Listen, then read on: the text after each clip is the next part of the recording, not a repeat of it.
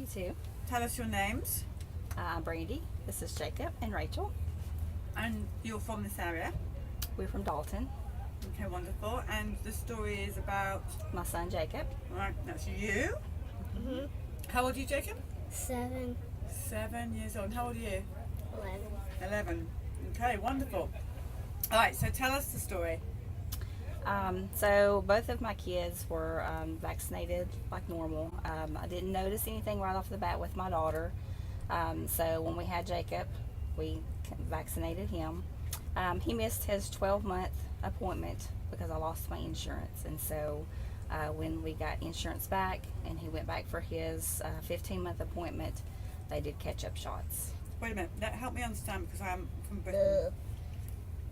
What do you mean? In England, everything's free when you go to the doctors. And so you're saying that because you didn't have insurance, you didn't vaccinate? We didn't take him to his appointments. Right, because you would have had to pay out of pocket. Right. And what sort of price would that have been? Hundreds of dollars. So basically, if no one had any insurance, most people wouldn't vaccinate because it would cost them money and we wouldn't have a problem. Okay, that's interesting. All right, so you were saved from 12 months. Mm-hmm. So we took him in around 15 months and they wanted to catch him up. And so the nurse there assured me it was just one extra shot, but did not inform me that, it was more than that combined. So later, when I counted how many separate vaccinations he was vaccinated for, it was 8. So it was shortly after that he started to decline. He, at that time, he was hitting all his milestones. He was talking. He had several words. Didn't notice anything different with his eye contact. He was walking. And then after all of those shots, he started regressing. So he lost every bit of his language. He no longer spoke. His eye contact started to go away. He stopped waving. He didn't wave bye-bye. He didn't, he was just kind of to himself. And so then the meltdowns, the tantrums, all that started. So what did you do? I didn't know what was going on. I didn't understand because we didn't go through that with my daughter, so I wasn't sure what was going on. So I was talking to just some people in the family, and somebody mentioned that it possibly could be autism. So I started looking at videos on YouTube of kids with autism, and I noticed lots of things that he was doing. How he would lay in the floor and watch cars, the wheels roll on the cars, or he would turn a stroller upside down and just roll the wheels. How he would bang his head, the high-pitched screaming. It was eye-opening. And I So thought, when you took him back to the doctor and said, my child is not well, what did the doctor say? that's normal. This is normal for a boy. Because I already had a child, I was trying to compare his development to my previous child. The doctor that he saw at the time had 3 boys. He said his aggression was normal for a boy, but he didn't understand to the extent of to what it was. So At what point did you realise it's the vaccines?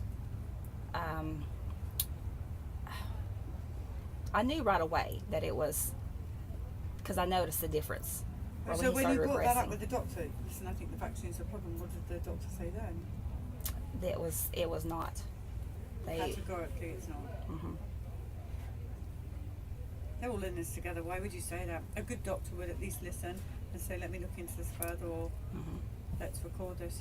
That's why I don't buy my colleagues who say they know not what they do. They know well, damn well what they're doing. Mhm. They have to, because we go back and tell them. Right. And I went back to that pediatrician and I questioned, him having autism, and he said, no, absolutely not. He's fine. And so I started seeking out second opinions. And so I took him to a developmental pediatrician. And that was at the age of 2.5 maybe. And they said, come back in 6 months. And I guess they thought that he would grow out of it. So we waited 6 months, and I took him back, and then that's when he was diagnosed at the age of 3 with autism. And did you take that diagnosis back and slap it in the face of the guy that told you it's not? Unfortunately not. I just photocopy it and just send it to him, just for fun.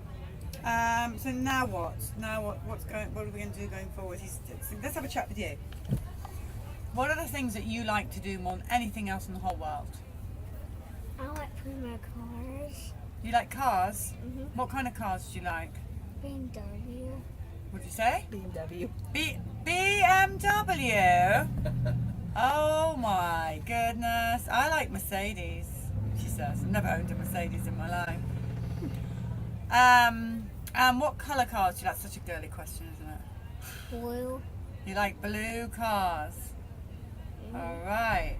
Someone's saying you need to start buying American cars. You need to start liking American cars. So what other things do you like to do? Just play my animals with my sister. Play with your sister? Mhm. Fantastic. Well, I think you're doing really well. Well done, Mama. Yes, he's very he's doing very well. But right after I figured out what was going on, I took off researching, reading everything I could, and we started doing biomedical healing.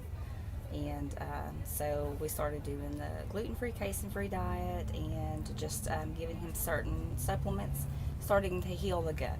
And that was the major key, was when we started taking care of the gut. That's when his language started coming out.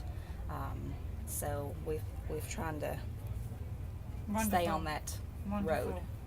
I mean, I'm such a big advocate for the diet now. And you, big sister, how do you feel about what's happened to your breath?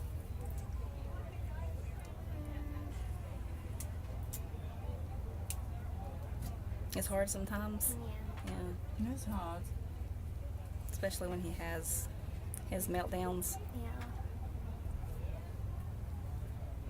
How does It's that make hard you feel? being a sibling. You can chat with Bella about that. That's Bella over there. She'll tell you. But you're doing a great job being protective for your brother. And you're definitely not on your own. No. There's so many siblings out there. And Bella, I'm sure, I don't know what age you're allowed on Facebook, whether you're even on Facebook, when you Well, are we have allowed. a little email Have you got an connection. email chain connection for the young ones? Yeah. We can set you up on Mum's email or something and connect you with someone else your age. So that will be fun. And me, if you ever want. Probably are like, no, I don't want to speak to her, but you can email me too. All right, family. Great job. Thank you for telling your story. We so appreciate. Anything else anybody wants to say? We just appreciate what y'all are doing so much to get the word out, and just can't thank y'all enough for doing what you do. No, it's our pleasure. I mean, it's our honour, I would say, wouldn't you? Absolutely. For people to share these personal stories, and oftentimes for the first time ever, and well, trust us with videotaping it, is a huge honor. Absolutely. All right, guys. So if you want to see this back on Periscope, or if you're on Facebook, I'm sure it'll go up on We Are Vaxxed at some point. So we so appreciate you guys telling the story. And you, what sport? Do you like playing sport? Football. Football or soccer? Football. American football? American football. You like basketball. Soccer's really cool. Like kick the ball. Yeah, kicking a ball. It's good. Like you can kick it and fall in the net, and of course you can kick it out and get the net. What are you saying? You don't think it's a very good game? Well, it looks like a good game. Of course, I like playing soccer when I'm 9 or 8. But you might play it when you're 9 or 8. I might play soccer when I'm 9 or something. Good choice. Well, let me know if you do. I want to see a pic of you in your soccer gear and ball under your foot. Lovely to meet you guys. Thank you so much.